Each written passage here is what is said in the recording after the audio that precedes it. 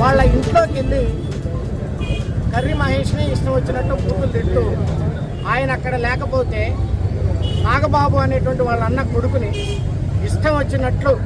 ఆ బ్యాచ్ అంతా చేరి ఇష్టం వచ్చినట్లు కొట్టి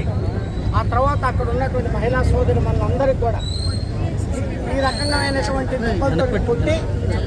అసలు ఒక తాలిబొట్టు లాగి అసలు ఒక మహిళ మీద ఆ రకమైనటువంటి దాడి చేయొచ్చా లేదా అనేటువంటిది కూడా తెలియకుండా విచక్షణారహితంగా బీసీ మహిళల మీద కూడా దాడి చేశారు.